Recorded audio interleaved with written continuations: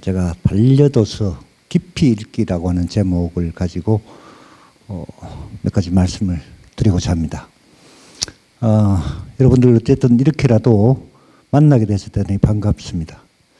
오늘 이 강의를 위해서 도서관에 들어오니까 이 영학도서관이 빅데이터 활용 사례가 전국에서 제일 우수하다고 하는 최우수상을 받았다고 플래카드가 걸려 있는 것을 보고 매우 반갑게 생각했습니다. 빅데이터 세상이라고 하는데 이 빅데이터를 잘 이용하는 도서관이 우리 지역에 있다는 것이 참 다행스럽다, 그런 생각이 듭니다. 자, 오늘 먼저 반려도서란에 관해서 살펴보려고 하는데요. 반려도서란 말은 그렇게 익숙한 용어가 사실 아니죠. 익숙한 용어가 아닌데 오늘 그 반려도서가 어떻게 생겨났고 반려도서가 무슨 뜻이고 그것이 사회적인 의미와 철학적인 의미 이런 것들이 무엇인가, 이걸 한번 살펴보도록 하겠습니다. 그러니까 반려라고 하는 말 자체를 한번 깊이 읽어보겠다, 이런 생각입니다. 그 반려도서 깊이 읽기라고 하는 그냥 제목이라면은 반려도서는 뭐 깊이 읽는 것이고 깊이 읽는 책은 반려도서다, 이렇게도 보여지는데 어쨌든 그런 여러 측면에서 한번 검토를 해보도록 하겠습니다. 반려라고 하는 단어를 발음을 할 때 반려라고, 발이 장음돼서 반려라고 발음을 합니다. 그 다음에 쓸 때는 우리가 니은을 쓰고 니을이 되는데 연이어지는 것이 이 동화 현상이 일어나는 거죠. 니은, 니을이 니을로 발음이 돼서 반려, 이렇게 발음됩니다.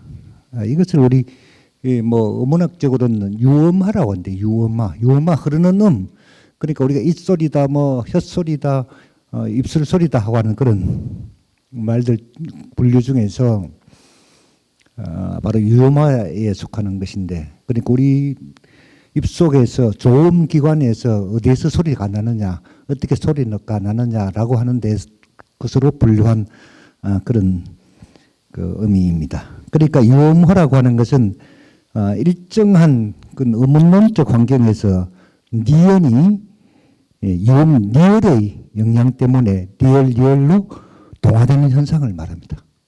그러니까 반려가 반려로 소리 나는 것은 니을의 앞이나 뒤에 니은이 오면은 그것은 니을로 바뀌어 소리가 나는데 바로 그 현상에 따릅니다. 그럼 왜 그렇게 되느냐?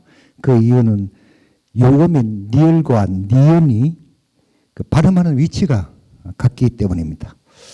그런 예를 들면 우리가 뭐 앞에 니을과 니은이 만나는 경우는 예를 들어서 칼날이라든지 알른, 설날, 훌른, 뭐 하늘나라, 이런 것들이 있고, 반려와 같이 니은과 니을이 합쳐서 리얼로 발음되는 것은 난로라든지 신라라든지 전라도라든지 대관령이라든지 산란기라든지 이런 것들이 있습니다. 니을과 니은이 니을의 경우로 일으키는 경우는 주로 고유어에서 나타나고, 니은과 니을이 그 니을의 경우는 주로 우리 한자어에서 많이 나타납니다. 그런데 세상의 모든 일에 예외가 있듯이 여기에도 예외가 있습니다. 그 예외에 속하는 단어들이 뭐 우리가 의견란이라든지 임진란이라든지 생산량이라든지 결단력이라든지 뭐 입원료, 동원령, 상견례, 뭐 공권력, 이원론, 이럴 경우에는 모두 예외가 되는 것입니다. 자, 그래서 반려라고 하는 발음은 이런 이유 때문에 반려로 쓰지만 반려로 읽습니다. 근데 이 반려의 뜻은 또 무엇일까? 반려의 뜻은 순 우리말로 풀면은 짝이란 말이 됩니다. 짝. 이 국어사전은 짝이 되는 동무, 그렇게 풀고 있는데 짝이라고 한낱말로 한 음절의 낱말로 설명하는 것이다. 뭐 그렇게 훌륭하지도 않은 것 같습니다.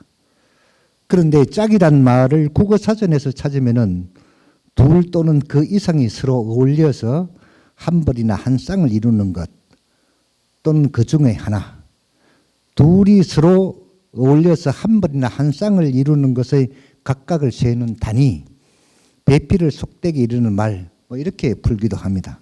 그런데 저는 말이죠, 이 짝자를 자기와 자기가 합쳐진 글자로 읽고 싶습니다. 생각해 보면 그렇지 않습니까? 자기와 자기를 합하면 짝자가 될 것 같아요. 그 다음에 한자 반려는 말이죠, 두 글자 모두 사람 민자가 들어 있습니다. 그리고 반자는 짝이란 말, 뭐 상대, 동반자 그런 뜻의 짝이란 말, 모신다는 말, 의지한다는 뜻, 한가하다 뭐 이런 뜻들도 있는데, 여자는 짝이고 벗이고 뭐 벗한다, 동반한다 뭐 이런 의미들이 있습니다. 그러니까 한자의 반과 려에도 그 글자의 공통적인 뜻으로 짝이란 뜻이 들어가 있는 것입니다. 그 한자는 흔히 그 한자를 가지고 노는 일로 그 파자놀이라고 하는 것이 있는데요. 뭐 글자를 분해하거나 합쳐가면서 질문을 주고받는 그런 제담 성격의 설화를 말합니다. 좀 속되게 이해하면 한자 글자 가지고 그냥 노는 것입니다. 그런 파자들이 많죠. 예를 들어서 우리가 가까이 있는 김천 같은 경우에 김천의 천자는 샘천자인데 그 샘천자가 흰백자와 물숫자가 합쳐진 것이 아래 위로.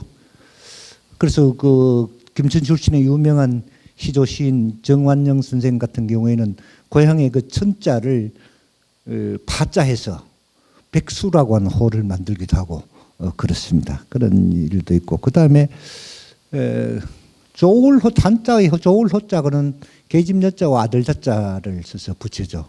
그게 좌우로 붙는 것인데 여자가 아들을 낳으면 좋다 뭐 이런 등등으로 생각하고 그런 놀이를 하는 것을 우리가 파자놀이라고 하는데 뭐 그런 대로 또 재미가 있죠.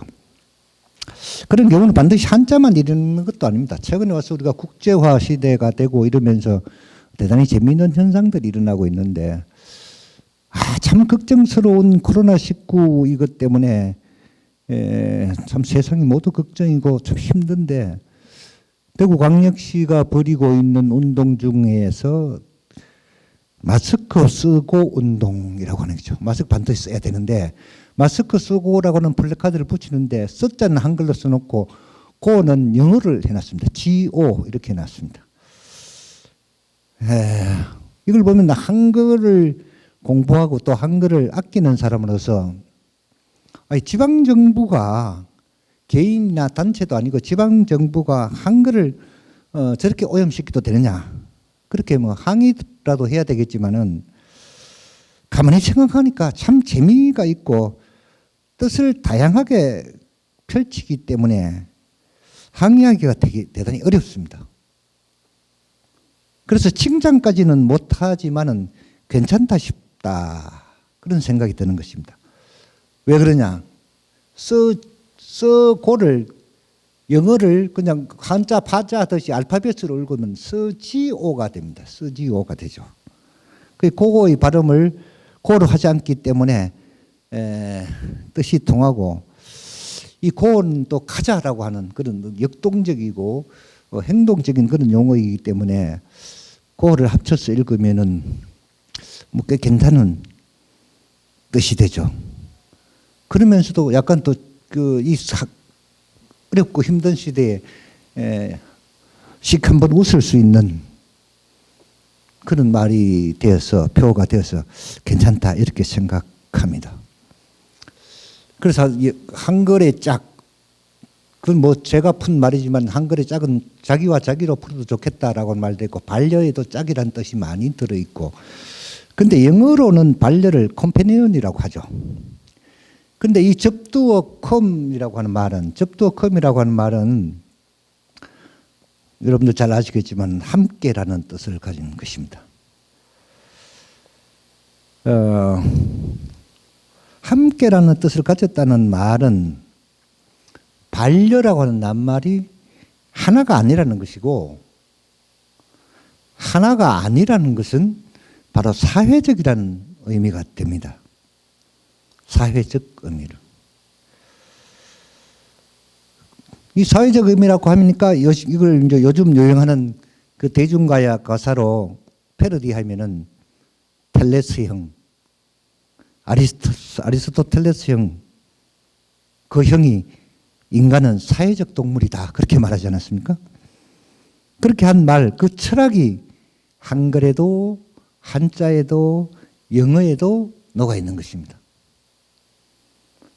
그러니까 이 글자라고 하는 것은 말이죠. 글자라고 하는 것은 이렇게나 오묘한 것입니다.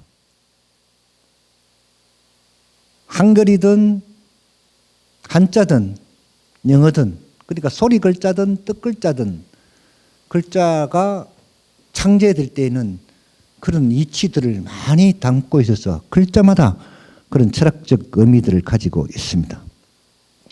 이것을 좀 더 확대하면 또 이렇게 말할 수가 있죠.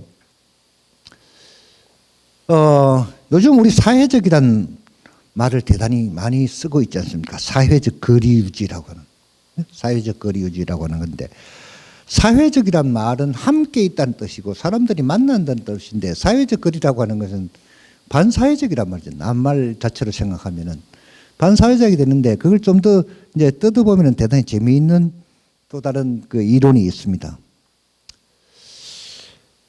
인류학자 에드워드 홀이라고 하는 사람이 주장한 이론인데, 근접 공간학에서 나온 이론을 원용한 것입니다.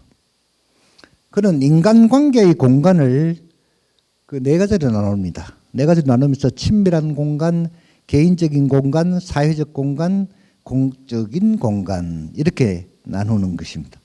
그런데 여기서 공간을 거리로 바꾸어도 아무 상관이 없습니다. 그걸 한번 따져보면은 아주 친밀한 거리는 46cm입니다.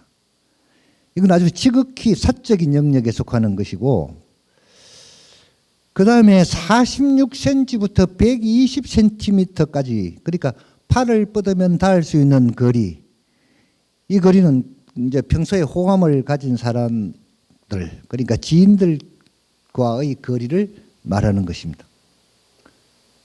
그 다음에 이제 사회적 거리는 120cm에서 360cm. 이 관계는 그 일상적인 관계로 만나는 관계입니다. 그 다음에 이제 공적인 거리는 360cm 이상의 거리로 강연이라든지 행사 등의 그 이성적인 그런 영역을 가리키는데, 우리가 코로나19를 방역하기 위해서 이루어지는 사회적 거리는 지금 2m로 알려져 있잖아요. 그렇게 알고 있잖아요. 바로 여기서 말하는 사회적 거리인 120cm에서 360cm 그 사이가 되는 것입니다. 그렇습니다. 하나가 아닌 하나 이상이 만나는 것은 모두 짝이 되는 것이고, 그것은 반려가 되는 것이지만 거기에는 사회적이라고 하는 의미가 파생됩니다. 그런데 반려동물이란 말이 있습니다. 이 반려동물이란 말은, 이 말이 쓰이게 된 역사가 아주 분명하게 밝혀져 있습니다. 그전에는 이 반려동물이라고 하지 않고 애완동물이라고 그랬어요. 뭐 여러분들께서도 아실 테고, 지금도 뭐 애완동물이라고 부르는 사람이 적지 않습니다. 1983년에 10월 27일부터 28일 이틀 동안 오스트리아 빈에서 인간과 애완동물의 관계를 주제로 하는 국제 심포지움이 열렸습니다. 이 자리에서 1973년에 노벨 의학 생리학상을 수상한 그 오스트리아의 그 콘라드 차라이스 로렌츠라고 하는 사람이 사람과 함께 교감하는 동물,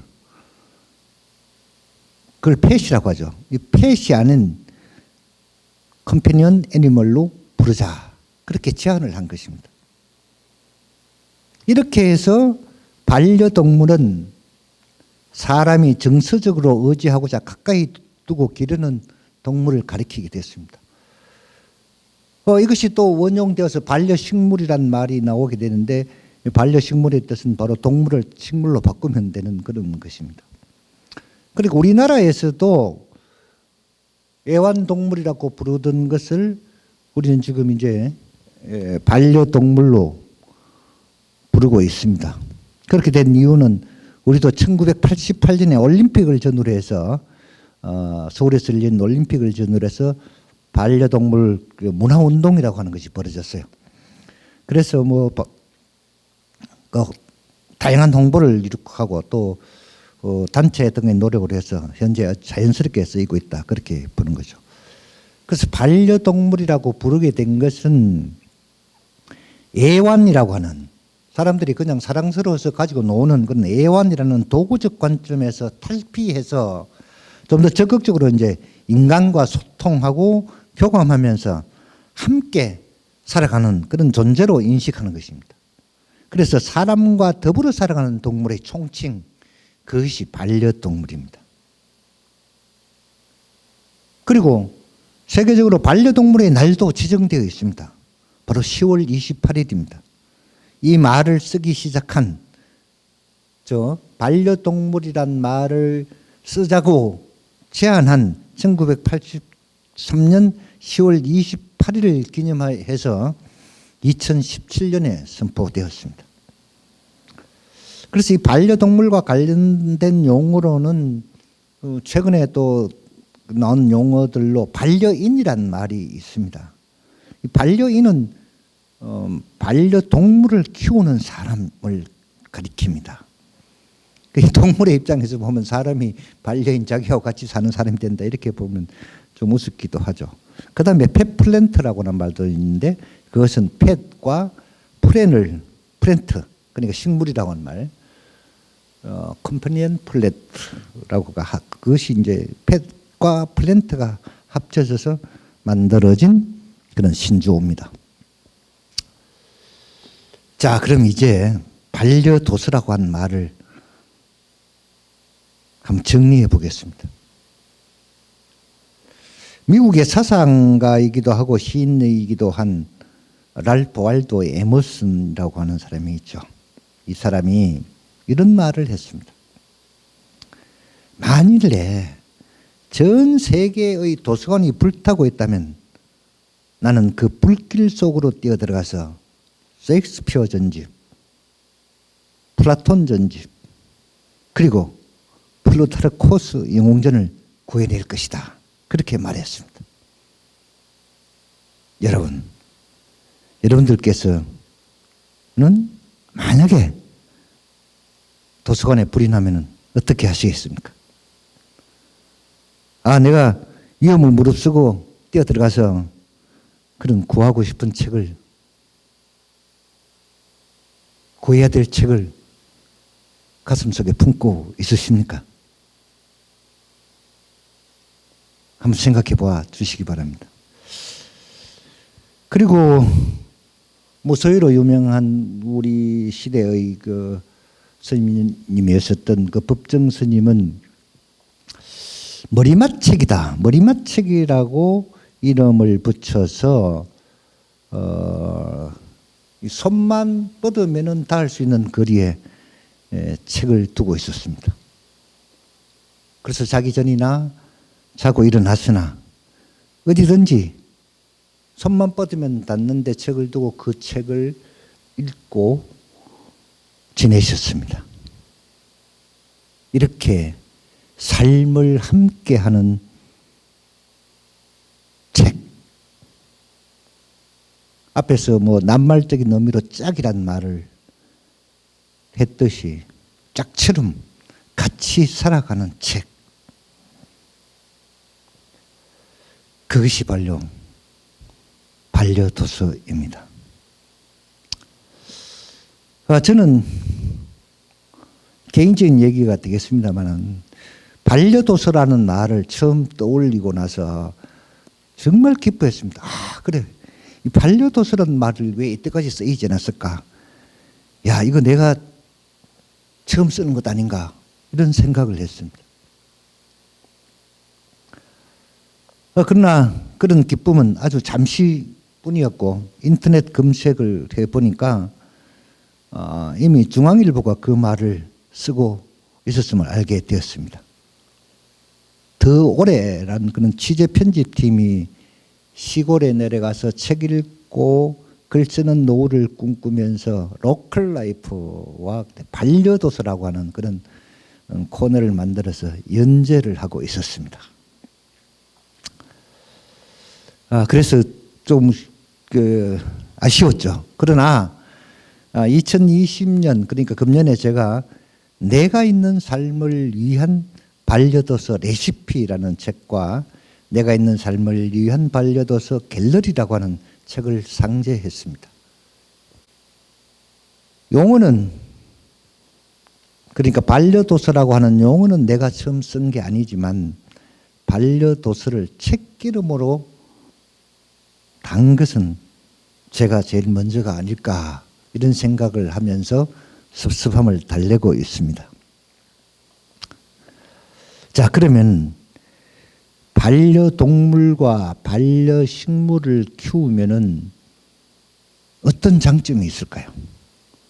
대단히 많은 사람들이 반려동물을 키우고 반려식물을 키우고 있는데 뭐 이런 여러 가지 연구 결과가 있습니다만 일반적으로 뭐 알려진 것을 보면은 뭐 깊이 연구된 것은 아닙니다만은 일반적으로 알려진 것을 보면 반려동물을 키우면 어린이들의 경우에는 심리적 안정감을 찾는다.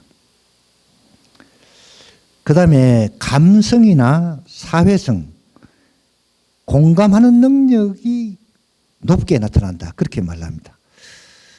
이건 굉장히 중요한 거죠. 감성이나 사회성, 공감하는 능력. 이건 우리 사회생활을 하는데 정말 필수적인 이것이 전혀 없으면은 사회생활을 할 수 없을 정도로 답답한 사람이 되는 그런 아주 중요한 미덕들이죠.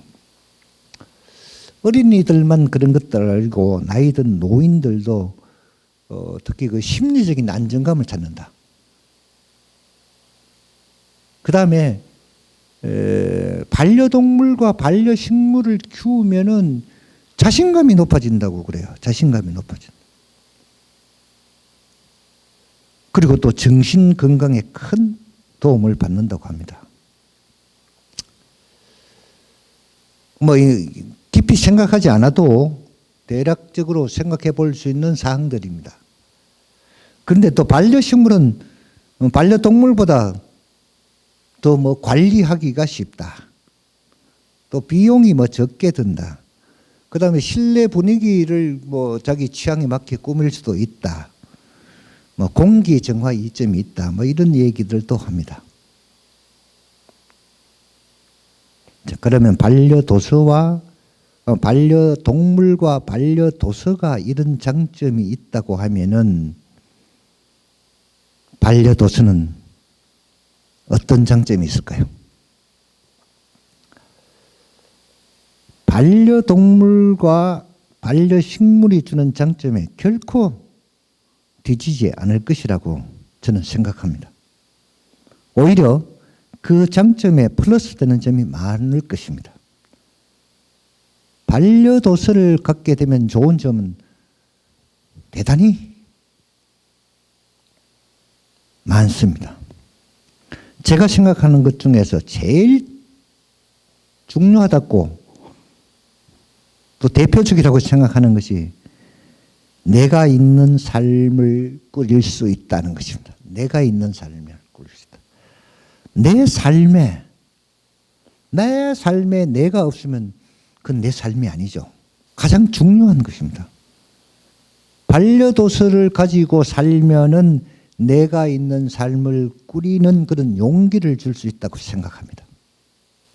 반려도서를 갖는 것은 절대로, 그야말로 절대로 배신하지 않는 친구를 얻는 것이다. 그렇게 생각합니다. 많은 사람들이 사람과 사람 속에 섞여 살면서 상처를 주고 상처를 받습니다. 최근에 우리는 참 안타까운 소식들을 자주 듣습니다. 한없이 서로 다정하기만 한 가족들이 코로나19 때문에 집안에서 거주하고 마주치는 시간이 잦아지니까 가정 불화가 많이 생긴다고 하는 뉴스를 들을 때마다 매우 안타깝게 생각됩니다. 그래서 정말 모든 것을 바쳐 희생하는 가족들끼리도 서로 미워하고 싫어하는 감정을 잠시라도 가질 수가 있는데, 책은 절대로 사람을 배신하지 않는다는 겁니다. 그렇지 않습니까, 여러분? 책이 여러분들을 배신하는 걸 보았습니까? 책은 읽어주기만 하면 언제나 그를 읽어주는 사람에게 많은 것을 베풀어 줍니다. 반려도서는 이렇습니다. 이런 것입니다. 그래서 우리가 반려도서를 발음부터 유머 현상에 의한 것이다. 한자로도, 한글로도, 한자로도, 영어로도 다 풀어보니까 반려라고 하는 말씀에는 사회적 의미가 있다. 사회적 의미는 아리스토텔레스에서 인간은 사회적 동물이다라고 하는 명제에 수용되면서 오늘날 우리 사회에 사회적 거리라고 하는 그런 그 주변 지식까지 알게 하는 이런 식으로 파생되어 나갑니다. 이보다 더 많이 반려에 관해서 연구도 할 수 있고 또 더 알아낼 것들이 있습니다. 그러니까 적어도 이 정도로 반려라고 하는 단어 하나에만 생각해서도 이 정도로 본다고 할 수 있는데, 이것이 바로 반려라고 하는 낱말 하나를 깊이 읽은 것입니다. 제가 다음으로 말씀드리고자 하는 깊이 읽기는 바로 반려라고 하는 낱말을 이렇게 다각도로 검토해 보는 것처럼 책을 이와 유사한 방법으로, 이런 방식으로 읽어가는 것을 말합니다.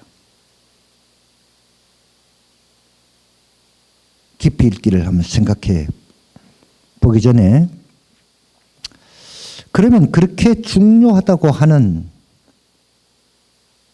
반려도서를 그걸 어떻게 만들 수 있는가? 반려도서를 어떻게 만들 수 있는가?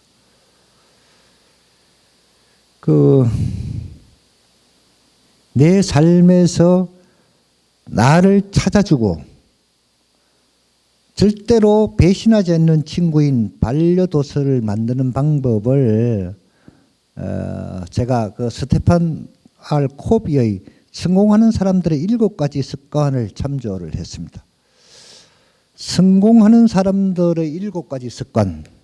성공하는 사람들의 7가지 습관은 워낙 유명해서 많은 사람들이 알고 있습니다만은, 이렇지 않습니까? 성공하는 사람들의 7가지 습관은 첫째가 주도적이 되라는 것입니다. 주도적. 이 주도적이 된다는 말은 앞에서 제가 말씀드린 내가 있는 삶과 연결되는 것입니다. 그 다음에 두 번째로는 성공하려고 하면은 끝을 생각하면서 행동해라. 그리고 어떤 일의 그 끝을 생각하면서 행동해야 성공할 수 있다. 그런 말씀입니다. 그 다음에 세 번째로는 일의 순서를 따지는 것인데, 일의 순서를 따질 때 대단히 소중한 것부터 먼저 해라. 소중한 것부터 먼저 해라. 그렇게 말하는데, 지금 우리 이 시대, 오늘과 같은 이 시점에서 모든 사람들에게 가장 중요한 일은 무엇이겠습니까? 코로나19에 감염되지 않도록 노력하는 것입니다. 이 가장 중요한 것입니다. 이거는 뭐 너 내가 아니고 뭐 우리 모든 국민이 지금으로 봐서는 세계 전 인류가 가장 소중한 그 일, 목숨을 지키는 일이니까 바로 코로나19 방역을 실천하는 것, 이게 가장 중요한 것이 되지 않겠습니까? 그런 식으로 순서를 따져본다는 것입니다. 그 다음 네 번째, 흔히 유행하는 말로 윈윈 작전이라고 하는데 상호 이익을 추구하라 하는 것입니다. 그러니까 너에게도 도움이 되고 나에게도 도움이 되는 일을 해라. 그렇게 되도록 해라. 이런 것들입니다. 그 다음에 특히 사회생활 할 때 다른 사람들과 대화를 하거나 들을 때 다른 사람이 하는 말들을 잘 읽고 경청한 다음에 자기가 할 말을 해라. 자기가 할 말을 해서 이해시켜라. 그런 뜻입니다. 그 다음에 뭐 이것도 많이 알려진 것입니다. 시너지를 활용해라. 시너지를 활용하라. 그 다음에 마지막으로 이게 어쩌면 가장 중요한 인간의 삶에서 가장 중요한 것인데 심신을 단련해라. 이런 얘기입니다. 이 말과 관련해서 심신을 단련해라는 말과 관련해서 참 꼭 드리고 싶은 말씀이 있습니다. 지금 우리 많은 사람들은 심신이라고 하면 마음 심자, 몸 신자입니다. 그래 마음과 몸인데 글자로 보면은 글자를 낱말을 만들 때 더 중요한 말이 앞에 나옵니다. 심신. 사람의 삶에서 마음이 더 중요하다는 얘기가 되는데 오늘날 우리들의 삶을 살펴보면은 몸을 가꾸는 일에 그러니까 몸을 보호하는 일과 몸을 가꾸는 일에는 지나치다 싶을 정도로 많은 신경을 쓰고 관심을 기울이고 노력하고 합니다. 뭐 운동도 하고 뭐 당연히 그래야 되죠. 그렇지만 마음을 닦는 일에 대해서는 그렇게 많은 관심을 두지 않는다.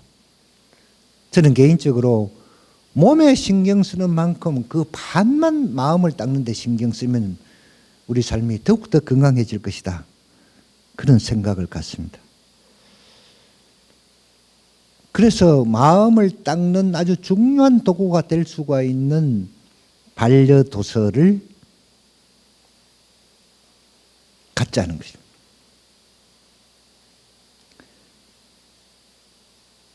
앞에서 말씀드린 것처럼 이 코비의 성공하는 사람들의 7가지 습관을 참조를 해서 제가 반려도서를 만드는 5가지 습관을 생각해 봤습니다. 이것은 뭐 어떤 책을 참고한 것이 아니고 그냥 제가 주장하는 것인데요. 반려도서를 가지려고 하면 제일 첫째, 책에 대해서 내 스스로의 정의를 갖자.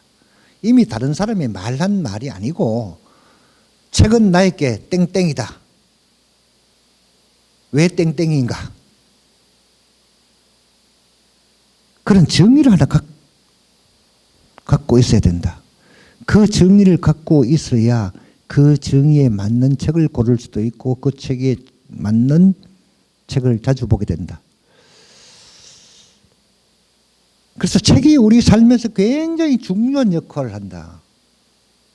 특히 독서를 가르치는 사람의 입장에서 본다면은 책이 정말 중요한 것인데 책에 대한 자기 견해가 없이 무엇을 가르치고 한다는 것은 대단히 의식한 일이 아니냐. 저는 우스개로 그렇게 책에 대한 정의를 내리는 바가 있습니다. 내 정의는 책은 나에게 뚜쟁이다. 일부러 재미있게 정의를 해보려고 뚜쟁이라는 말을 생각했는데 뚜쟁이란 게 무엇입니까? 무엇을 새롭게 사람을 새롭게 만나게 해주는 중간에 있는 사람이잖아요. 야, 책은 정말 새로운 것을 만나게 해주지 않습니까?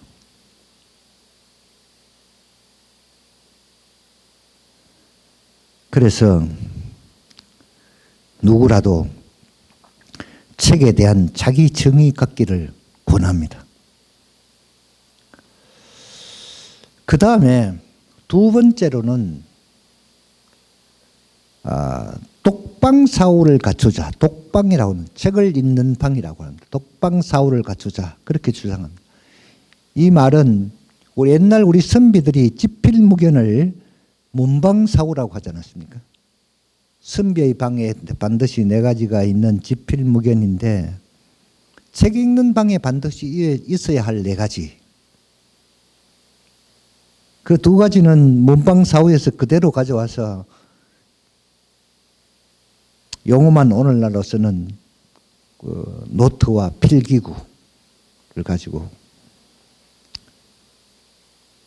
다른 2가지는 독서와 관련 것으로 독서대가 필요하다. 독서대. 자, 독서책 읽는 것이 중요하지 독서대가 뭐 그렇게 중요하냐 그렇게 말할 수 있는데 책을 읽으시면서 독서대를 활용해 보시면은 정말 좋습니다. 집중할 수도 있고 그 다음에 뭐 정리되는 느낌도 가질 수 있고 이런 여러 가지 장점이 있는데 요즘은 이 독서대가 아주 다양한 기능을 갖도록 제작되어 나옵니다. 뭐 넓은 책을 볼 수도 있고 책을 2권을 펼쳐서 볼 수도 있게 만들어지기도 하고 책의 크기에 따라서 접어둘 수도 있는 이런 여러 가지 방들이 나옵니다. 그런 독서대가 있고 다른 한 가지는 독서등이 필요하다. 독서등. 책을 읽는 방에는 독서하기에 정말 좋은 독서등이 필요하다. 이 건강으로도 눈의 건강을 위해서도 대단히 필요하다.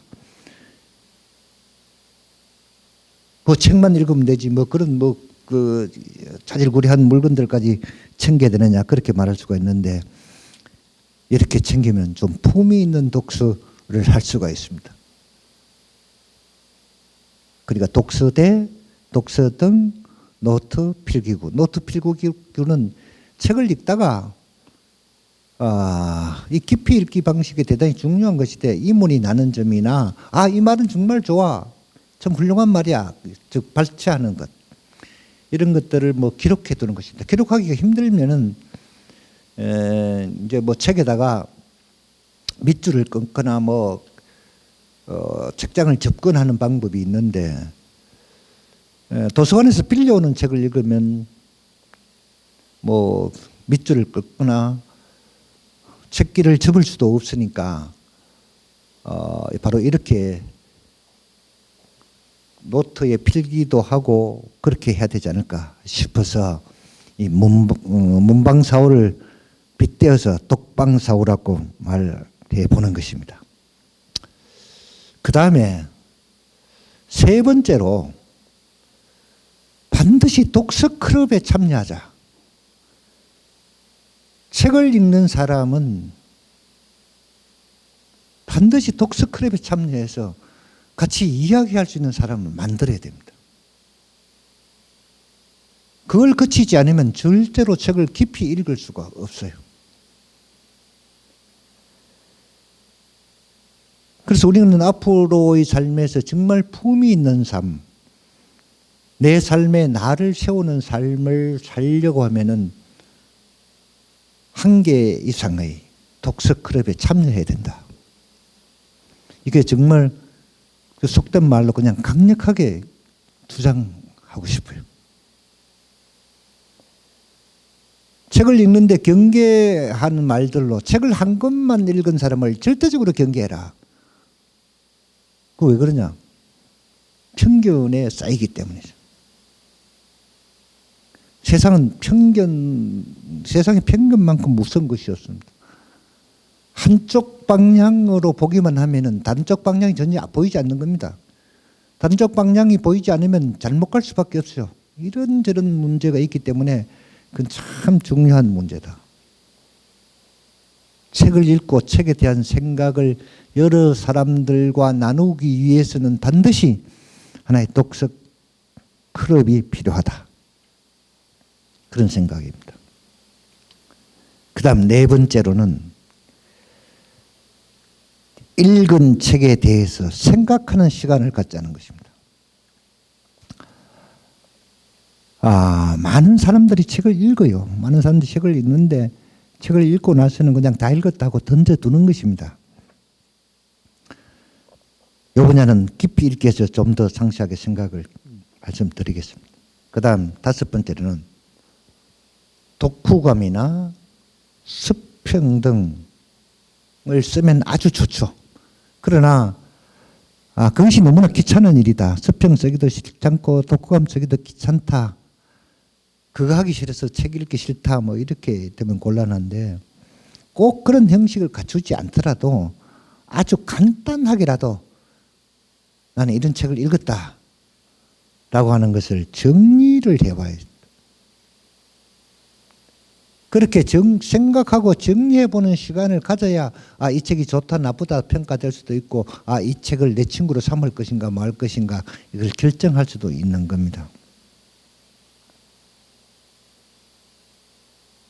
그렇게 해서 이런 과정들을 거쳐서 이제 반려도서를 선택했다고 하면은 즉 그러니까 나는 책을 이렇게 생각한다라고 하는 정의를 가지고 독서를 잘할 수 있는 독방 사후를 갖추고 독서 클럽에 참여해서 여러 사람들과 이야기를 나누고 읽은 책을 생각해보고 그 다음에 읽은 책에 대해서 간단한 기록을 한 것들을 보고 거기서 반려도서가 정해지면은 이제 곁에 두고 자주 읽으면 되는 겁니다. 그래서 반려도서를 곁에 두고 자주 읽으면은 어떤 장점이 생길까? 저는 이렇게 생각합니다. 그 책이 가지고 있는 사상, 그 책이 가지고 있는 삶의 방식 등을 통해서 내 어떤 행동에 대한 내 생각이라든지 이런 판단의 기준을 삼을 수가 있다. 그 판단이, 내 판단이 내가 지금 하고자 하는 일의 판단이 옳은 것인가 다른 것인가 이걸 판단할 수 있는 이점이 있다. 그렇게 생각하는 것입니다. 그 다음에 두 번째로는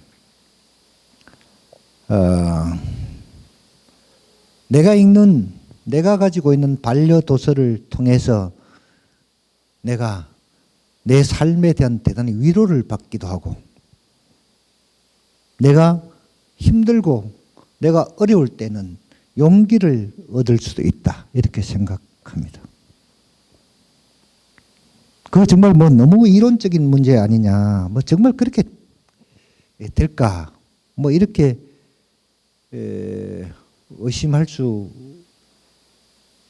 있을지도 모르는데 감히 말씀드리건대 실천해 보시면 정말 한 번만 실천해 보시면 제 말이 절대 거짓말이 아니라는 것을 이해하시게 될 것입니다.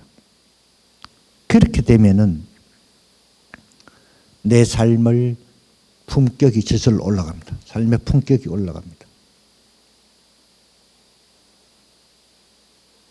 우리가 아주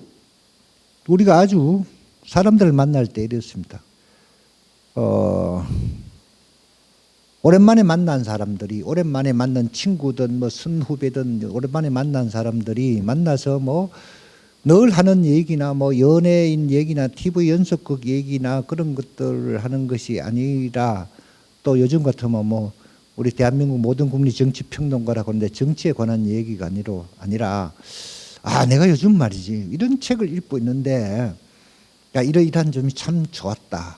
이러이러한 점이 참 보고 참 느낌이 좋았다. 참 행복했다. 이런 여러 가지 말들을 할 수 있을 것 같아요.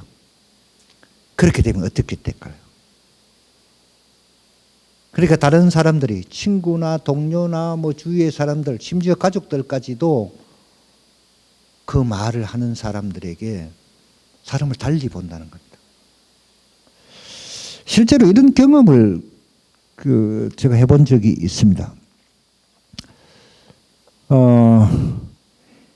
이런 해외여행을 하는데 해외여행에서 그 이른바 그 단체 여행을 가는 경우에 뭐 비행기 속에서는 정말 뭐 바깥 경치도 볼 수도 없고 뭐 비행기가 있는 비행기에서 뭐 영화를 보기도 하고 뭐 노래를 음악을 들을 수도 있긴 하지만은 그래도 평소에 책을 읽는 사람이니까 책을 그 비행기 속에서 목적지에 가는데 쭉 읽고 있었어요. 근데 같이 여행하는 사람들이 좀 모르는 사람들이 모인 곳이니까 서로 얘기를 하고 뭐 그런 경우도 잘 없는데 어느 지점에 가서 내 반대편에 앉아 계시던 어느 한 분이 제 곁에 와서 말을 걸더라고요. 아, 비행기 속에서 계속 그 책을 읽으시던데 어떤 책을 읽으시느냐고 그렇게 물으시더라고요. 아, 그래서 내가 그 보통 여행지와 관련된 책들을 읽으니까 그 여행지와 관련된 뭐 그 나라의 작가가 쓴 소설이라든지 그 지역에 관한 뭐 소설이라든지 그런 쪽을 읽으니까 그래서 사실은 뭐 그런 것들을 좀 확인하기도 하고 여기 와서 감동을 좀 더 받으려고 그와 관련된 책을 읽는다고 하니까 아, 그 대단히 그 사람을 좋게 봐주는 그러니까 품격 있게 봐주는 그런 일들도 있더라고요. 그래서 책을 가까이 하는 삶. 내가 아무리 책을 읽지 않고 산다고 하더라도 나는 정말 이 책을 가져야 한다. 나는 정말 이 책이 좋다라고 하는 책 몇 권은 가지고 있어야 되지 않겠습니까? 그게 우리가 품위 있게 사는 방법이다. 그래서 독서를 가르치는 모든 분들도 그렇고 이 시대를 함께 살아가는 우리 모두가 내가 좋아하는 책, 내 삶의 반려자가 될 만한 책을 가지고 있으면은 우리는 좀 더 아름다운 삶과 깊이 있는 삶을 살 수 있지 않을까 그렇게 생각하면서 오늘 제 강의를 들으신 모든 분들에게 반려도서를 꼭 갖자, 꼭 가졌으면 좋겠다 그렇게 권유를 드리고 싶습니다. 자, 그러면은 이제 앞에서 반려도서라고 하는 말을 도서라고 하는 말을 잠시 좀 하고 지나갈까요? 도서라고 하는 말도 좀 살펴볼 필요가 있는데 도서 우리가 뭐 일반적으로 책이라고 하면 되지 뭐 도서 뭐 그렇게 얘기를 하느냐 이렇게 말할 수 있는데 이 도서라고 하는 말도 원래는 하도낙서라고 하는 것에서 따온 준말입니다. 하도낙서가 처음에 하자와 낙자가 빠지고 도서가 된 것이에요. 이 하도낙서는 어떤 책이냐면은 고대 중국에서 애언하는 책, 그 다음에 수리의 기본이 된 그런 책입니다. 하도라고 하는 것은 그림입니다. 하도. 이 복희라고 하는 사람이 황하에서 얻은 그림이에요. 이것에 의해서 복희라고 하는 사람이 역의광 8개를 만들었다고도 하고요. 그러니까 하도라고 하는 것은 바로 그림이고 낙서는 하우가 낙수에서 얻은 글로 이것에 의해서 우는 천하를 다스리는 우임금인 대법으로서의 홍범구주를 만들었다 그렇게 알려지고 있습니다. 그러니까 하도 낙서는 준말인데 저는 여기서 그래 가득한 옛날인데 도서라고 하는 말 속에 그림이 들어가 있구나. 그래서 오늘 이 시대를 우리는 영상의 시대라고 하는 말인데 도서라고 하는 말은 이 도자가 이미 그림이라고 하는 말을 뜻하는 것이니까 도서라고 하는 말은 이미 영상 시대에 또 쓸 수 있는 말로 만들어져 있었구나 그런 생각이 듭니다. 그래서 이제 반려도서를 얘기했는데 지금부터 이제 책을 깊이 읽기에 관해서 말씀을 드리고자 합니다. 자, 책을 깊이 읽는다. 이게 참 무슨 말일까요? 깊이 읽기를 이해하기 위해서 먼저 그럼 그 반대가 되는 얕은 읽기는 또 어떤 것인가? 뭐 이런 걸 한번 말해보면 되겠죠. 우리 관용으로 노룻글 읽는다 그런 말이 있습니다. 노룻글을 읽는다. 뭐 상상이 가시겠죠. 노루는 껑충껑충 뛰어다닙니다. 아마 춘향전에 나오는 이야기일 것 같은데 이도령이 춘향이 생각 때문에 글방에서 책을 읽어도 책이 제대로 들어가지 않는 것을 그 하인이 보고 주인님이 나 노룻글 읽는다 그렇게 말한 것으로 기억이 되는데 노루가 껑충껑충 건너뛰면서 가는데 그렇게 읽는 방식을 말하는 것입니다. 그 외에도 우리가 얕은 읽기라고 볼 수 있는 것이 훑어보기, 훑어본다는 거. 그냥 쭉 이렇게 하면 훑어본다. 그 다음에 겉핥는다 그런 말도 있죠. 겉핥기 방식. 또 대충 읽는다 이런 것들. 그래서 깊이 읽는다는 것은 읽는 책을 완전히 이해하면서 읽는 것을 말합니다. 뭐 적절한 비유가 될는지 모르겠습니다만 소화되지 않는 음식은 뭐 먹지 않는 것보다 못할 수도 있습니다. 뭐 잠시라도 소화되지 않는 음식을 먹으면 잠시라도 사람을 불편하게 하고 심지어는 뭐 소화제를 먹어야 됩니다. 그렇기 때문에 뭐 시간과 금전과 에너지를 낭비하는 그런 결과를 초래하기도 하는데 뭐 책을 잘못 읽었다고 해서 이렇게 여러 가지 해가 생기는 건 아니겠지만 별로 도움이 될 것은 없다 그런 뜻을 말씀드리고 싶습니다. 그런데 참 안타깝게도 이런 읽기가 성행하고 있다는 것입니다. 우리 사회에 특히 우리가 저는 옛날부터 책에 대해서 관심을 가지고 있었습니다만은 제가 좀 더 본격적으로 독서하는 것이 중요하다라고 한 판단을 하게 된 것은 2016년도부터입니다. 2016년에 저는 아주 충격적인 그 사실을 하나 접한 적이 있었는데 2016년 1월 달인데 미국에서 그 전문적인 교양 주간지로 뉴요커라고 하는 그 주간 신문이 있습니다. 이 신문에 한국인의 모순이라고 하는 제목의 기사가 실렸다고 국내 신문이 번역해서 실은 것을 읽었습니다. 한국인의 모순이라고 하는 그 제목하에 실린 내용은 무엇이냐면 한국인들은 정말 참 이상하다. 책도 읽지 않으면서 노벨 문학상은 왜 달라고 하느냐. 그런 말을 그 기사 내용에 썼습니다. 그건 뭐 굉장히 대한민국 국민으로서 자존심 상하는 일이었죠. 그 말을 듣고 나서 독서운동 해야 되겠다 이런 생각을 뭐 굳히게 되기도 했습니다만. 그런데 이 대충 읽는 버릇들이 왜 들었냐? 왜 그렇게 들었느냐? 책을 많이 읽어야 한다는 그런 조바심과 강박관념 때문에 그렇지 않을까 생각합니다.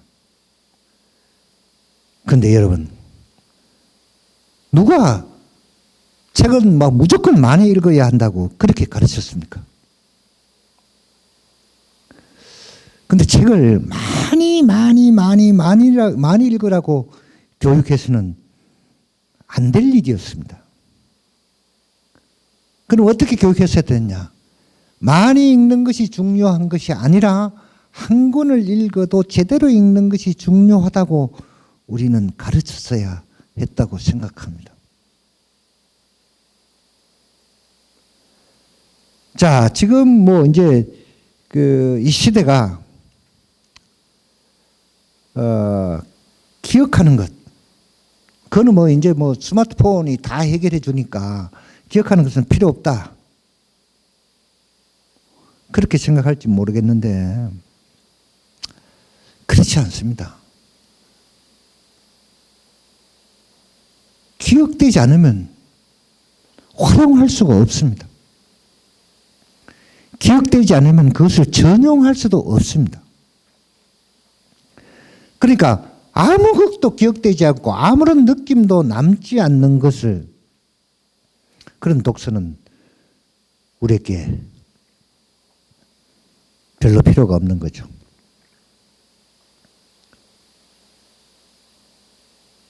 또 잠시 생각해 보면 말이죠. 많이 읽어야 한다고 막 주장했는데 우리는 정말 안타깝게도 이 세상에 살면서 평생을 바쳐서, 다른 일을 아무것도 안 하고 평생을 바쳐서 책을 읽는다고 해도 이 세상에 존재하는 책을 다 읽을 수가 없습니다. 그런데 우리는 책을 많이 읽어야 되겠다, 많이 읽어야 되겠다, 무조건 많이를 읽어야 되겠다고 욕심을 가져야 되겠습니까?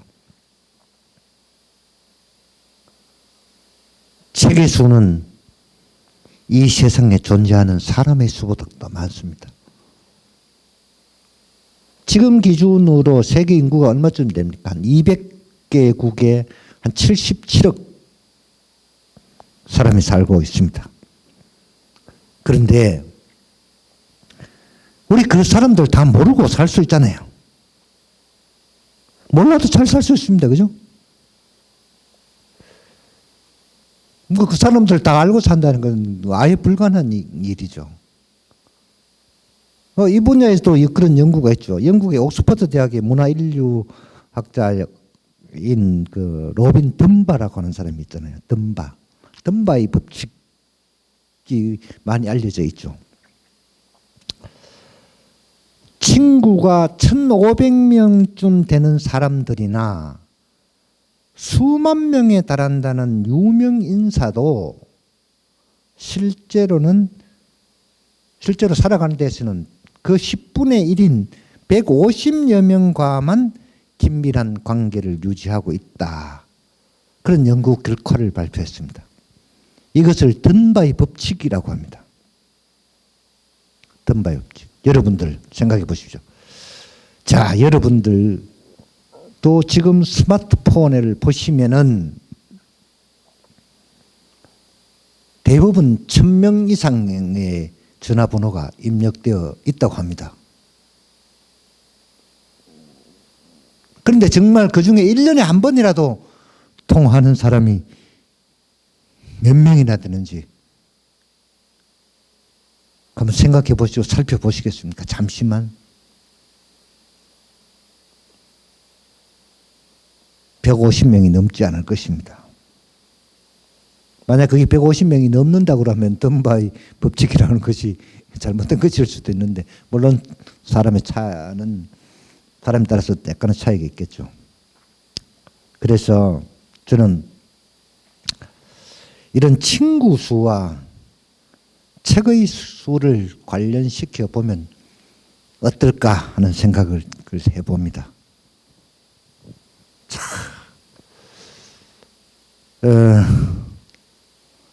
사람이 만약에 우리가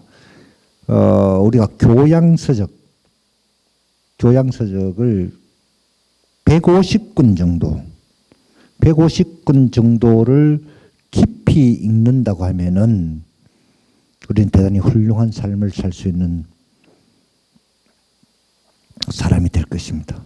독서의 임계치라고 하는 것인데, 독서의 임계치, 한 사람이 어느 정도 책을 많이 읽어야 되는가, 많이라고 하는 것이 어느 정도 읽어야 되느냐 이렇게 말하는데, 연구 결과에 의하면은 한 사람의 책이 500권 정도로 보고 있습니다. 500권 정도로 보는데 그 500권은 그냥 단순하게 권수를 채우는 것이 아니고 500권의 내용을 다른 사람들한테 전달할 수 있을 정도의 이해력을 갖추면은 대단히 훌륭한 독서인, 훌륭하게 사는 사람, 이렇게 말할 수가 있는 것입니다. 그러면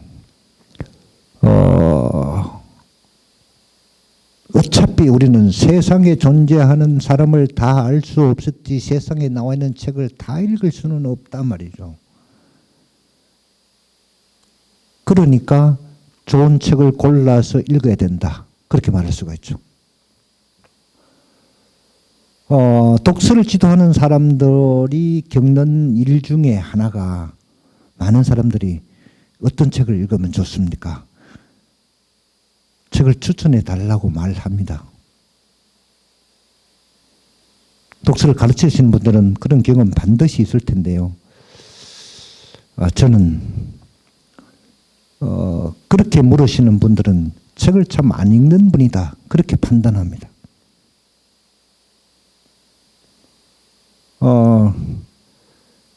무슨 책이든지 책을 읽다 보면 말이죠.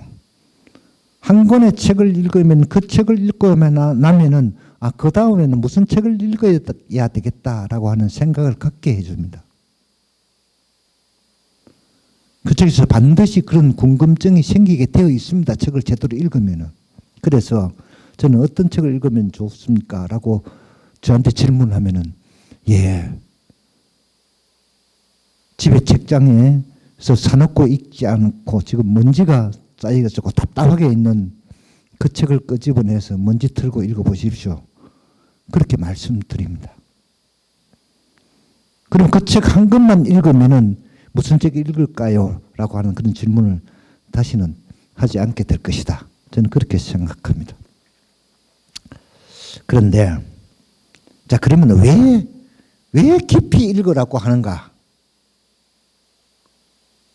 앞에서도 잠시 말씀드렸지만은 책을 읽고 기억하는 것이 소용없는 시대다.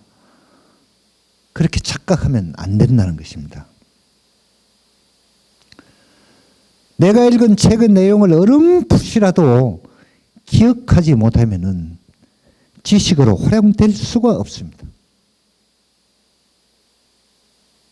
반드시 지식으로만 활용하자는 뜻이 아닙니다.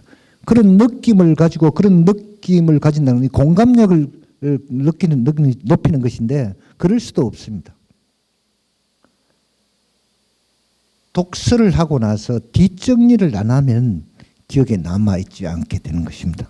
그래서 독서하고 나서 뒷정리해라. 이 뒷정리하는 것이 깊이 있는 것이다. 저는 이렇게 말하고 싶을 정도입니다.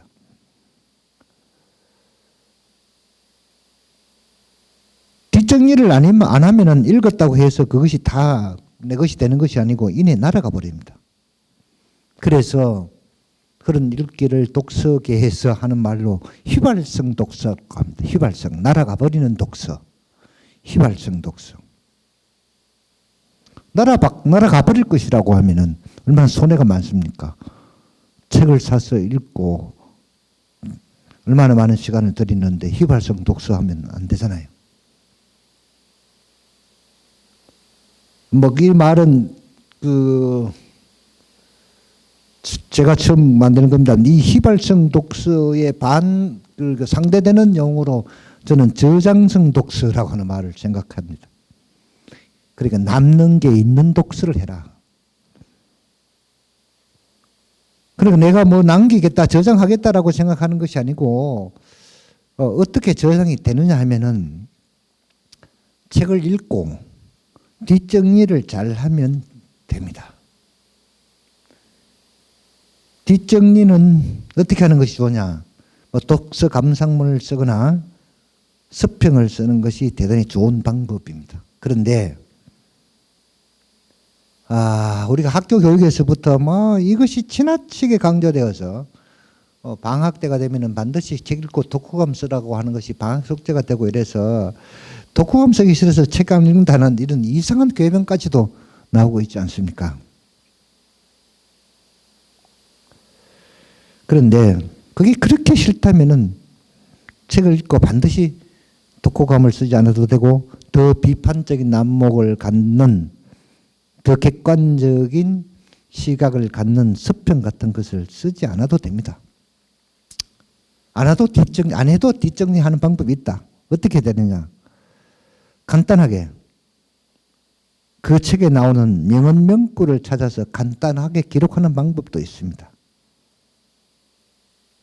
독서 노트 하나를 마련해서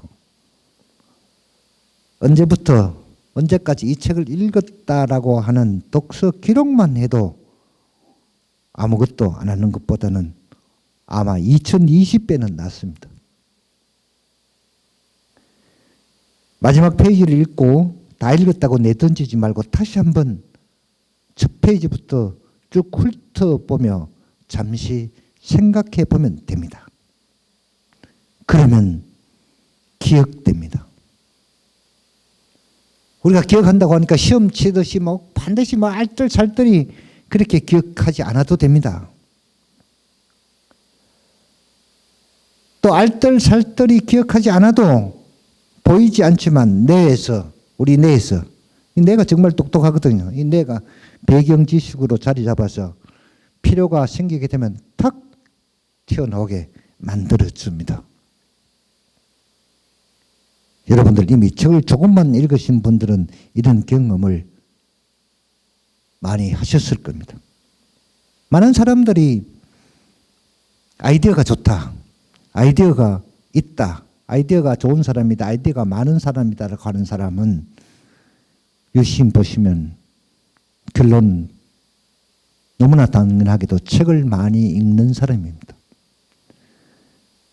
이렇게 책을 많이 읽는 사람들이 머릿속에 배경 지식으로 담아있는 것들이 어떤 상황에 도달해서 이것과 저것과 저것과 이것이 합쳐져서 아이디어로 생성되는 것입니다. 책 읽지 않고 아이디어가 좋다고 말하는 것은 있을 수 없는 일입니다. 그러면 그렇게 중요하다고 말하는 깊이 읽기는 어떻게 읽는 것이 깊이 읽는 것인가?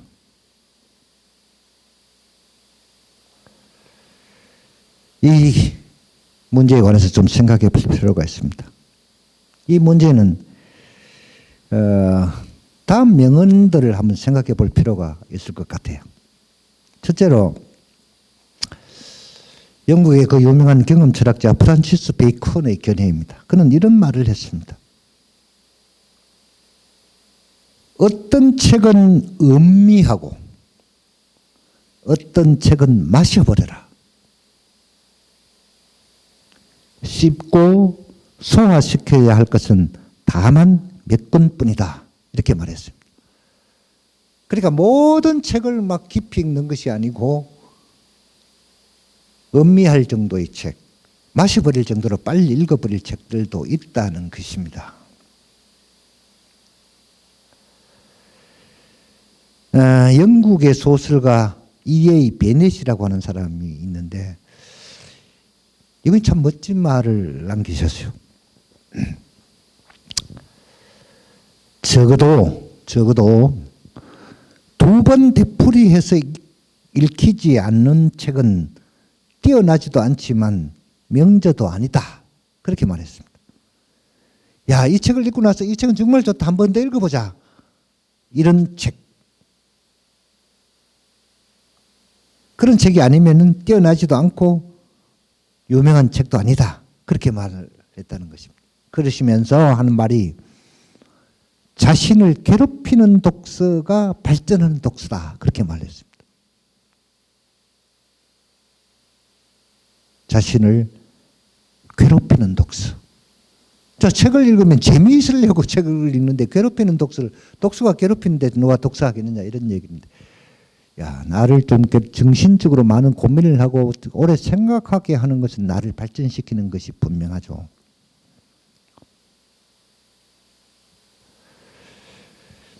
그 다음에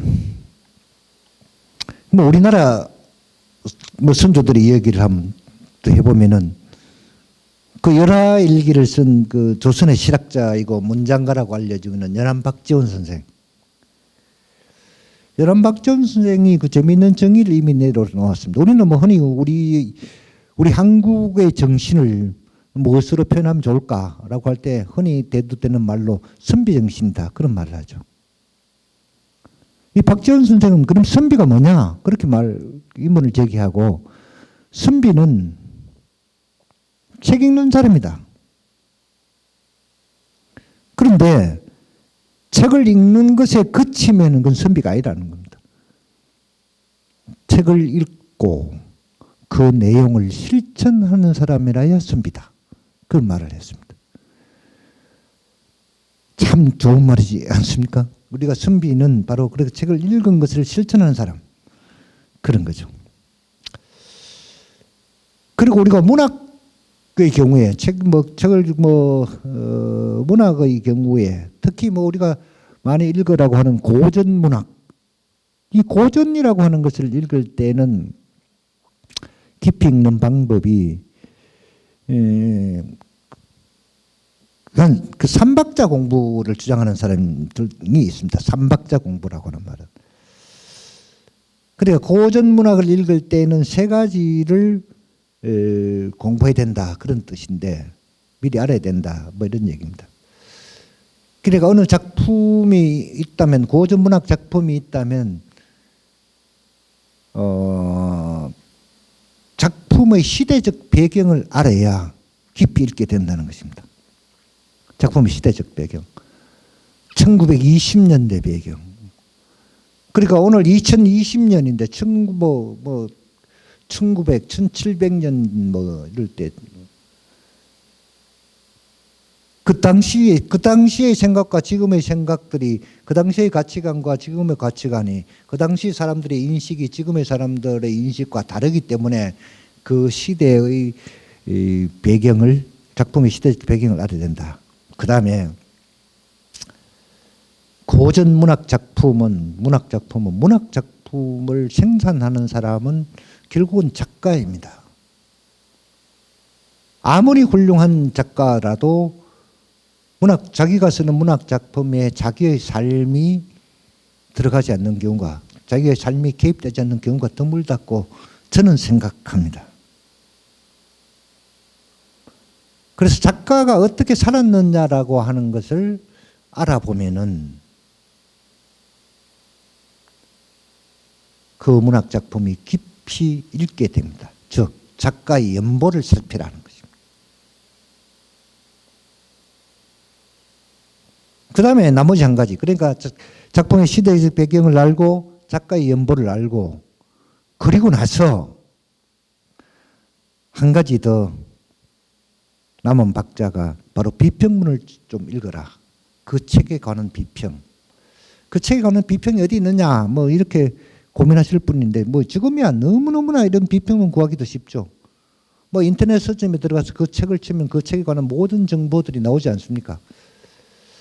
그런 것들을 참고하면은 이 고전 문학을 이해하는 수준이 달라집니다. 그 수준이 달라진다고 하는 것은 얻는 것이 많다는 것입니다.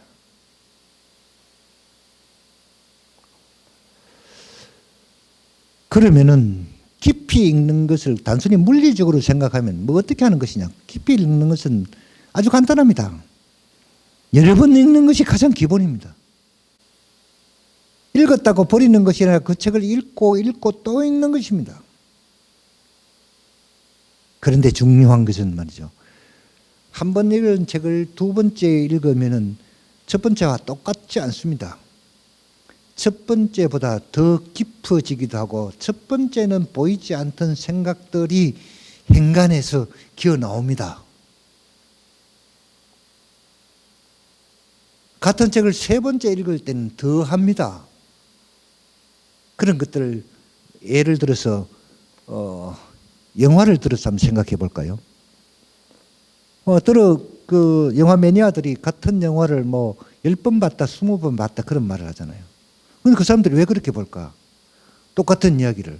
사람들이 처음에 볼 때는 줄거리만 보게 되겠지만, 그 줄거리를 알고 나면 줄거리를 아니까 다른 게 들리기 시작합니다. 음악이 들리기도 시작하고, 패션이 보이기도 시작하고, 배경이 보이기도 시작하고, 볼 때마다 앞에서 못 보던 걸 보게 됩니다. 책도 그렇습니다. 책도 반드시 그렇습니다. 그래서 깊이 읽는다고 하는 것은 여러 번 읽는 것이다 이렇게 생각하면 차라리 편합니다. 야, 내가 깊이 읽어야 되겠다 해가지고 뭐 책 한 줄을 갖다가 여러 번 열심히 그 한 줄만 쳐다보고 생각하고 그런 것이 아니라 그 우리 역사의 김덕신이라고 하는 독서가는 그 사기의 백이편을 13,000번이나 읽었다 그렇게 기록이 전하고 있지 않습니까? 그럼 도대체 13,000번 읽은 걸 뭐에 뭐 다 기록을 했나 뭐 이렇게 생각할 수 있는데 기록했겠죠. 그래서 그 김덕신의 서재 이름이 억만제입니다. 억만제. 그렇게 여러 번 읽는 것이 대단히 중요한 것이죠.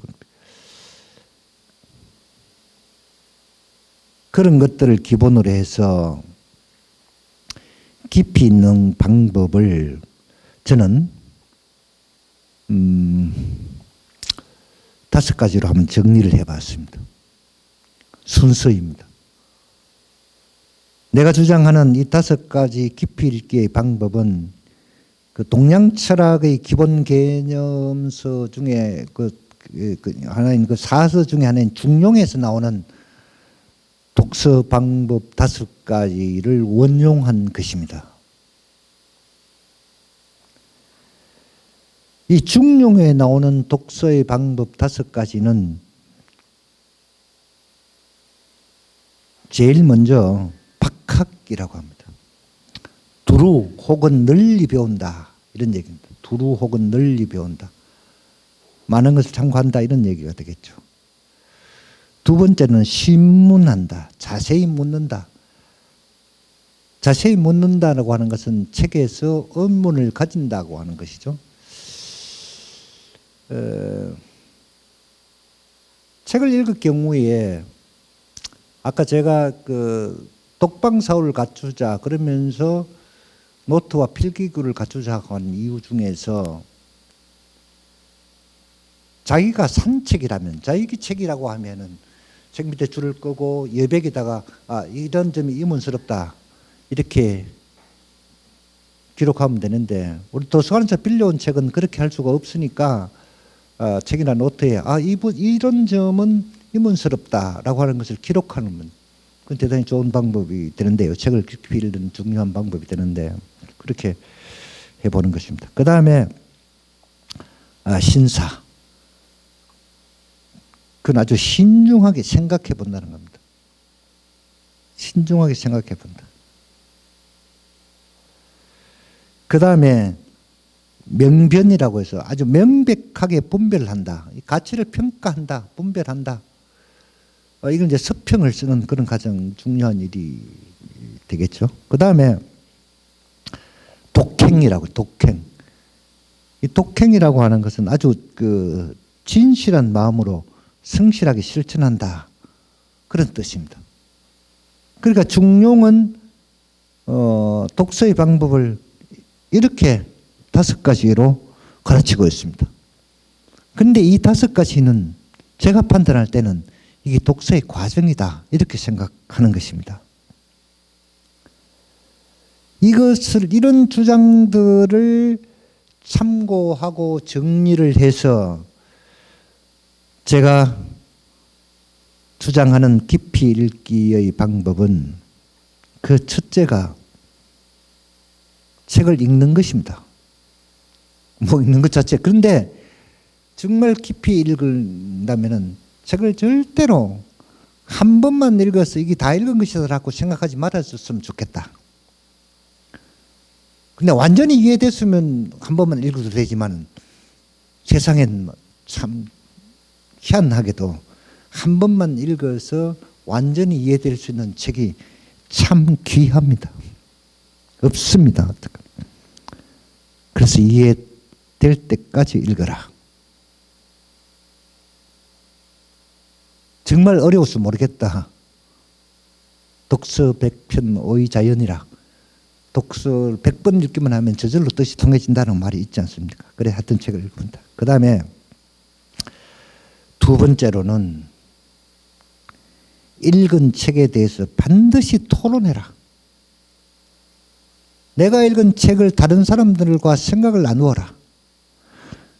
그래서 제가 앞에서 이야기한 대로 그러려고 하면은 그러려고 하면은 반드시 독서 토론에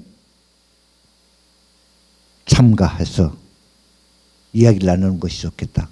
그럴 수 있는 독서 클럽을 찾자. 자, 독서 클럽이 지금 전국적으로 대단히 많이 만들어지고 있습니다. 현실적으로. 사람들의 여유가 많아지면서 생활에 시간적인 여유가 많아지면서 주 5일 근무제가 되고 이러면서 처음 주 5일제가 되었을 때는 사람들이 여행하는 것에 그렇게 많이 신경을 쓰고 또 대단히 많은 여행을 했는데 여행하는 거 참 좋죠. 책 읽는 것과 여행하는 것이 별로 다르지 않는데 여행을 하는데 너무 많은 돈이 드니까 살기가 힘들어진단 말이죠. 그래서 여가를 소중하게 봐. 돈을 적게 들이면서도 여행하는 것만큼 좋은 시간을 가질 수 있는 것이 책을 읽는 것이다.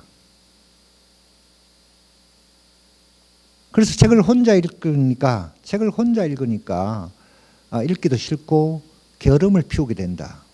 그래 독서 클럽에 참여하라고 하는 이유는 독서 클럽에 참여해야 그 모임에 가기 위해서 책을 읽게 되기 때문입니다. 그렇게 해서 만나서 얘기하고 자기 생각을 듣는 것입니다. 제가 운영하는 독서 클럽은 이와 같은 팬데믹 시대, 이런 코로나19로 만나지도 못하는 시대에 요즘같이 스마트폰으로 우리가 독서 토론을 합니다. 불가능할 것이 아니고 처음에 이렇게 해서 되겠나 싶었는데 아주 활발하게 독서 토론을 할 수가 있고 글을 쓰게 되니까 말하는 것보다 사람들이 더욱더 신중하게 하니까 아주 또 좋은 결과를 낳게 되는 그런 일도 있더라고요. 그래서 읽은 책에 대해서 반드시 토론하는 기회를 갖자. 다른 사람들의 생각을 들어보자 이런 얘기입니다. 그 다음에 세 번째는 읽고 들은 것에 대해서 생각해보자. 읽고 들은 것을 생각해보자. 읽고 들은 것을 생각해 보는데 그때 저는 걷기를 권장합니다. 그러면서 그 책에 대해서 읽고 들은 것을 생각해 보는 것입니다. 사람들이 많이 건강을 위해서 걷죠. 걷기 운동은 정말 좋은 운동입니다. 그런데 매일매일 그러면은 걷는 것이 운동에만 신경 쓰고 운동해야 된다고 그러면 좀 답답하고 지겹기도 하고 그런데 어떤 생각을 골똘히 하게 되면 걷기도 하면서 생각을 하게 되는 그런 이점이 있습니다. 읽고 들은 것에 대해서 생각해 보는데 그냥 앉아서 생각해도 되지만 이왕이면 저는 걸으면서 생각해 봐라. 그러면서 하는 생각은 활동성이 좀 더 있다. 더 생생할 것이다. 뭐 이런 가당차는 믿음을 갖고 있기도 합니다. 그 다음에 참 싫다고 하는데 서평을 한번 썼으면 좋겠다.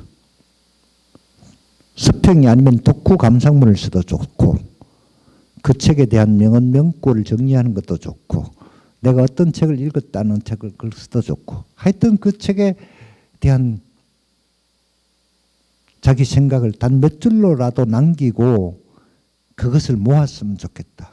그것을 그냥 내가 생각하고 버리지 마라. 절대로 버리지 마라.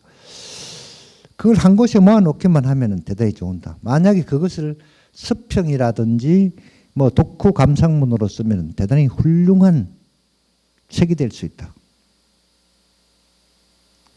그러니까 그러한 책들 만약 후손에게 할아버지가 아버지가 이런 생각들을 하고 이런 책을 읽고 이런 생각들을 하고 이렇게 살으셨다라고 하는 것을 알려줄 수 있는 후손들에게 들려줄 수 있는 소중한 유산이 될 수도 있습니다. 자산이 될 수도 있습니다. 글로 써보면. 그 다음에 마지막으로 아까 앞에서 연암 박지원 선생이 말씀하셨다고 하는 선비가 무엇이냐? 책을 읽고 책에 있는 내용을 실천하는 것이다 라고 말씀드렸잖아요.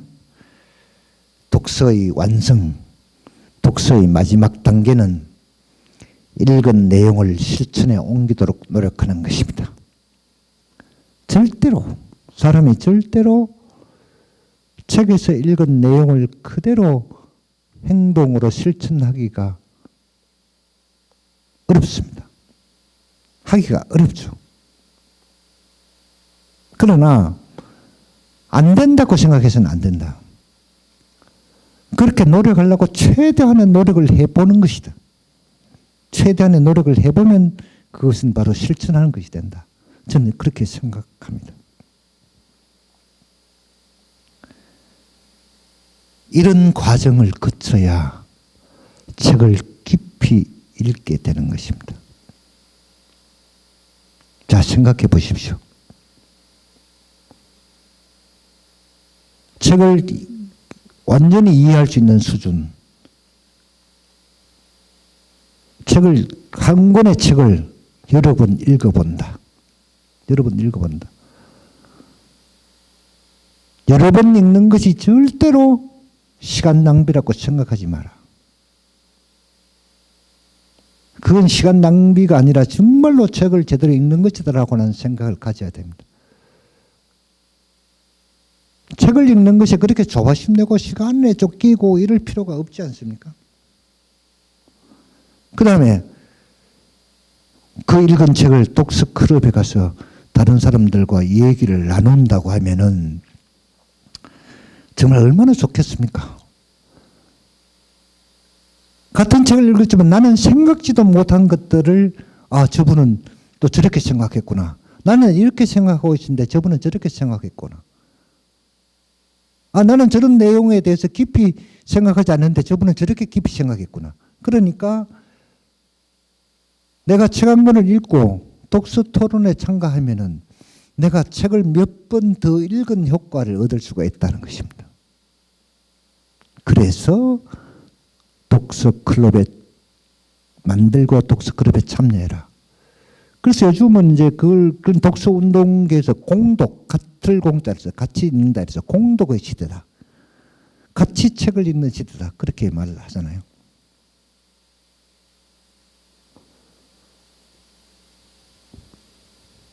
그런데 그렇다면은 그렇게 생각했으면 자기 나름대로 자기 소화를 해야 되죠. 이제 자기 소화를. 그러니까 내가 책을 읽고 다른 사람 이야기를 듣고 그것을 종합해서 생각을 해보자는 거죠.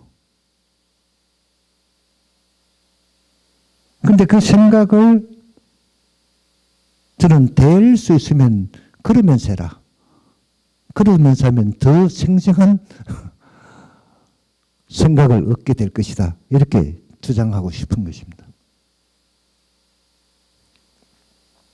그리고 나서는 그 생각을 독후 감상문이나 서평으로 쓰면 참 좋습니다. 그런데 이게 힘들다 보니까 세상의 모든 일들은 처음은 다 힘듭니다. 처음 하는 일이 쉬울 수가 없죠. 그러나 한 번, 두 번 반복하다 보면은 한 번, 두 번 실행하다 보면 어느덧 익숙해지게 되고 익숙해지면 그렇게 괴로운 일이 하고 즐거운 일이 됩니다. 독후 감상문이나 서평을 써서 한 권 쓰고 두 권 쓰고 세 권 정도만 썼다고 하면 그 독후 감상문이나 서평이 모이는 재미가 아주 짭짤해집니다. 그렇게 해서 수십 편이 모이면 대단히 좋은 책이 될 수가 있죠. 요즘은 책 내는 게 그렇게 어려운 일이 아닙니까?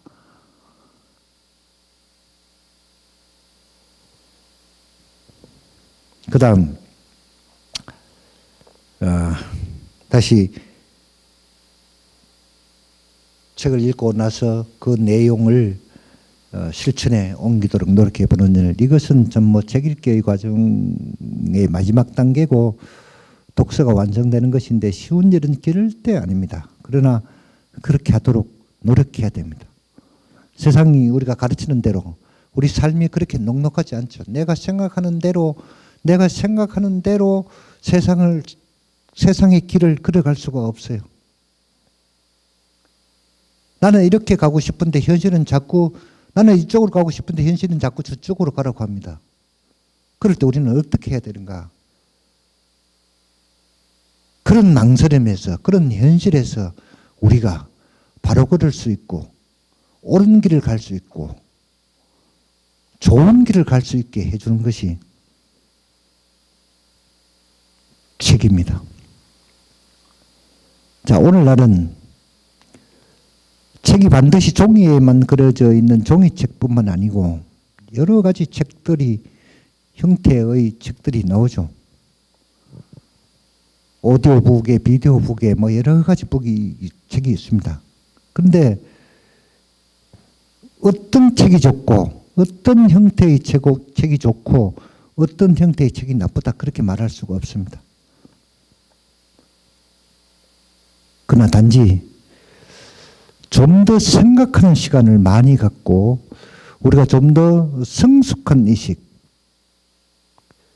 좀 더 진지한 생각을 하기 위해서는 종이책 읽는 것이, 종이로 만든 책을 읽는 것이 더 좋지 않을까, 저는 그렇게 생각합니다.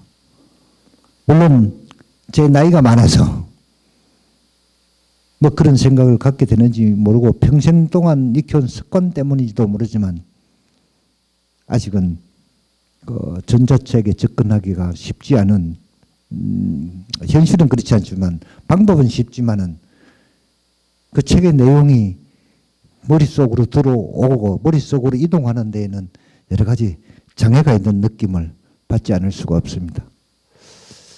그래서 아직까지는 종이책을 나름 열심히 읽고 있는 편입니다. 내가 평생 내 곁에 두고 읽으며 함께 살아갈 책으로, 그 책을 반려도서라고 부른다. 그런 반려도서를 갖는 것이 대단히 우리 삶을 유익하게 하고 삶을 옳게 할 것이다. 그리고 나의 삶에 나를 세우는 일이 될 것이다. 그런 말씀을 드렸고, 많이 읽는 것이 중요한 것이